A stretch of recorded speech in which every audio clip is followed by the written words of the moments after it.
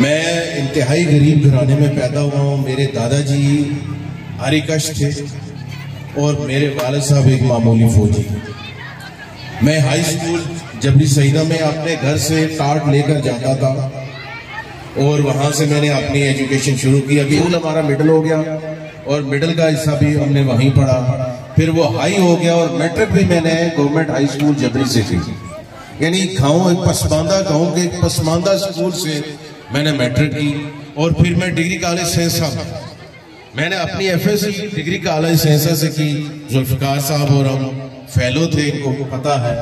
और एफएससी जब मैंने की तो फिर इतने हालात घर के खराब थे कि मैं अपनी एजुकेशन को कंटिन्यू नहीं कर सकता था और मैंने एक प्राइवेट स्कूल में पढ़ाना शुरू कर दिया। चूंकि अभी तकरीब होना बाकी है, नताइज का ऐलान होना है और तुलबा और तालबात का जो सबसे अहम कंपोनेंट होता है कि उनको नताइज सुनाई जाए और उसके बाद उनको इनामात से नवाजा जाए, वो अभी बाकी है। लेकिन चूंकि मुझे किसी ज़रूरी जगह पे पहुंचना है, किसी आम तकरीब में पहुंचना है, तो मैं इस पे आपसे माजरत खा हूँ। इस तरफ स्टेज पे बैठे हुए सारे ज़ुमाए कराम, स्पेशली आज जुल्फिकार साहब को देखा, मैं इनका जिक्र करना चाहूँगा कि मैं और जुल्फिकार साहब कॉलेज फेलो हैं और काफ़ी अरसे बाद शायद मेरी आज इनके साथ मुलाकात हो रही है। और आज ये जो तकरीब है इतनी खूबसूरत तकरीब है जिसमें ख़वातीन व हज़रात और उलमाए किराम भी बैठे हुए हैं। मैं समझता हूँ बड़ी ये जहाँ सालाना तकरीब है वहाँ बाबरकत तकरीब है। मैं बहुत शार्ट और बच्चों के हवाले से कुछ बात करना चाहता था, लेकिन चूँकि स्टेज पे पहले बैरिस्टर साहब यहाँ आए और उन्होंने अपनी बात रखी कि वो भी चूँकि इसी इलाके से उनका तल्लक है कि वो यहाँ से बैरिस्ट्री के लिए इंग्लैंड में चले गए और वहाँ से उन्होंने बैरिस्ट्री की लिंकन इनका जिक्र किया और बच्चों बिलखुसूस बच्चों में एक कॉन्फिडेंस जो डेवलप किया कि आप जिस भी इलाके से तल्लक रखते हैं, अगर आप कोशिश और मेहनत करें तो किसी मकाम पर पहुँच सकते हैं। तो मैं कोई अपनी पढ़ाई की बात नहीं, लेकिन यकीनन जब किसी जगह पे बंदा पहुंचता है तो वो अगर अपने बच्चों के साथ अपनी कहानी शार्ट अल्फाज में बयान करे तो उससे बच्चों के अंदर जो है वो एक जज्बा पैदा होता है और उनके अंदर से एहसास महरूमी खत्म होता है और वो भी वहां पहुंचने की कोशिश करते हैं। मैं समझता हूं कि मैं जहां आज खड़ा हूं बहुत सारे बच्चे इनमें से होंगे जो कल वहां होंगे, लेकिन इनको प्रॉपर गाइड करने वाला, इनकी रहनुमाई करने वाला और इनको बूस्ट करने वाला कोई होगा। वो कौन होगा?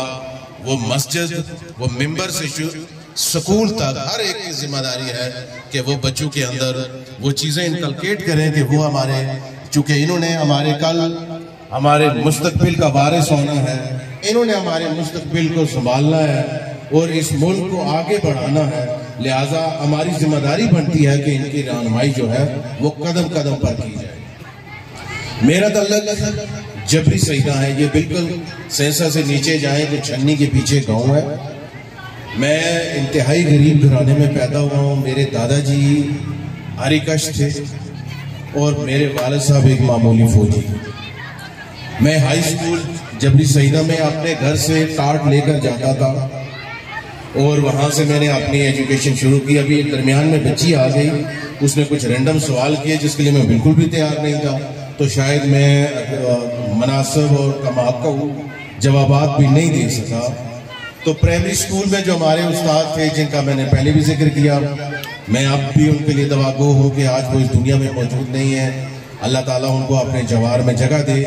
तो उनसे हमने 3 क्लासें पढ़ी प्राइमरी विंग में, फिर वही स्कूल हमारा मिडिल हो गया और मिडिल का हिस्सा भी हमने वहीं पढ़ा, फिर वो हाई हो गया और मैट्रिक भी मैंने गवर्नमेंट हाई स्कूल जबरी से की।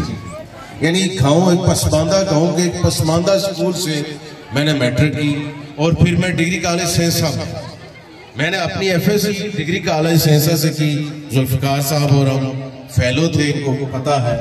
और एफएससी जब मैंने की तो फिर इतने हालात घर के खराब थे कि मैं अपनी एजुकेशन को कंटिन्यू नहीं कर सकता था और मैंने एक प्राइवेट स्कूल में पढ़ाना शुरू कर दिया। उसवा पब्लिक स्कूल जबरी मैंने पढ़ाना शुरू कर दिया और 5 साल तक मैं वहाँ मैं पढ़ाता रहा।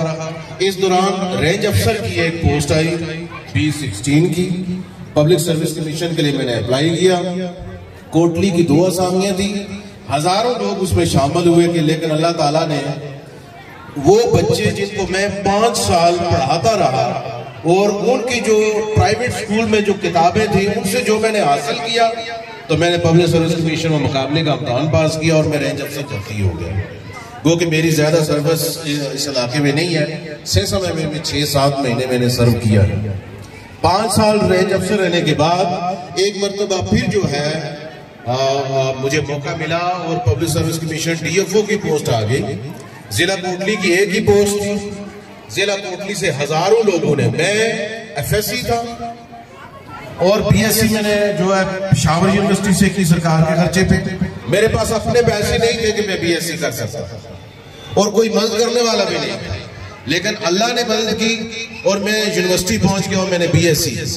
मुझे फिर मौका मिला, मैं फिर पब्लिक सर्विस कमीशन में गया और मैंने एक कोटली की असामी पे मैं ही मुकाबले के इम्तहान में पास हुआ और मैं DFO की असामी पे मैं आ गया।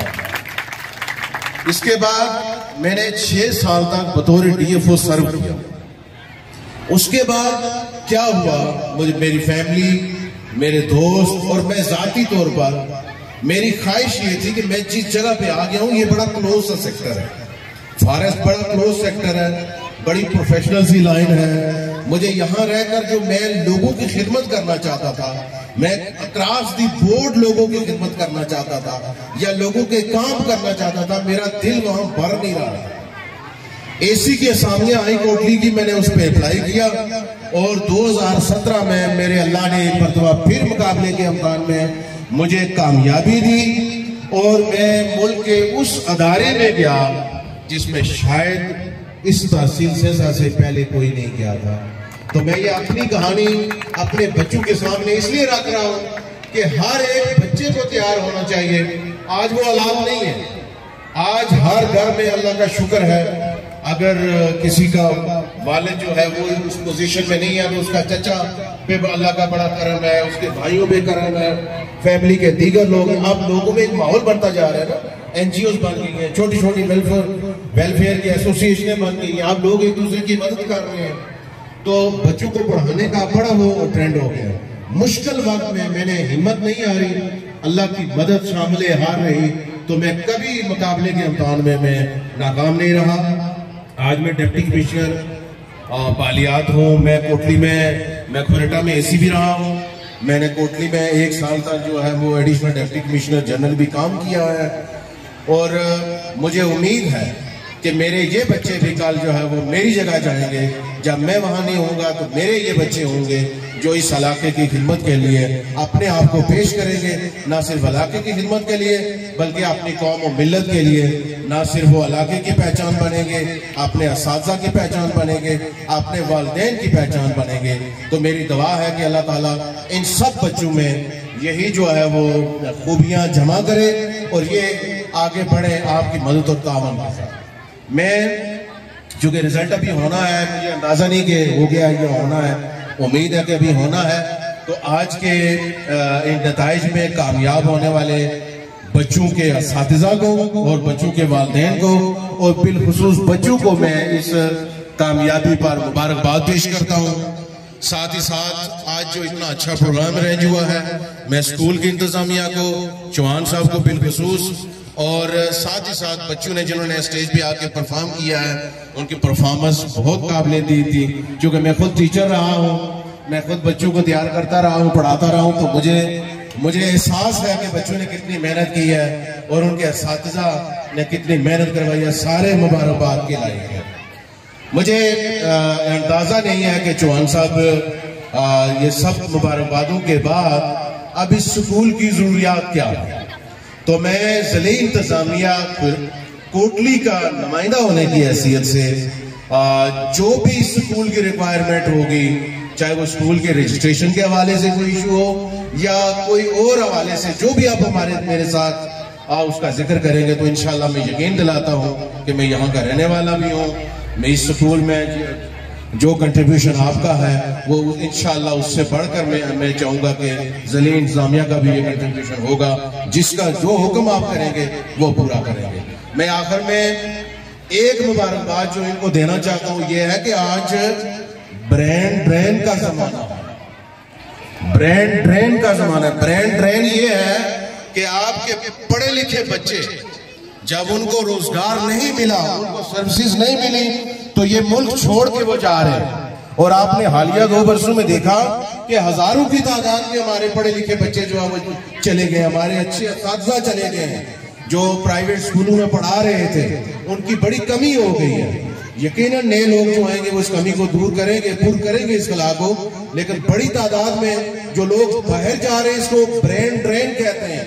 इस ब्रेन ड्रेन के जमाने में चौहान साहब ने जो ब्रेन ड्रेन की जिम्मेदारी ली है, मैं इसमें भी इनको मुबारकबाद देता हूँ। भाई इसी के साथ मैं आप सबसे एक मरतबा फिर साहब को, बच्चों को, वालिदैन को, असातिज़ा को कामयाबी पे मुबारकबाद देते हुए आप सबसे इजाजत लूंगा।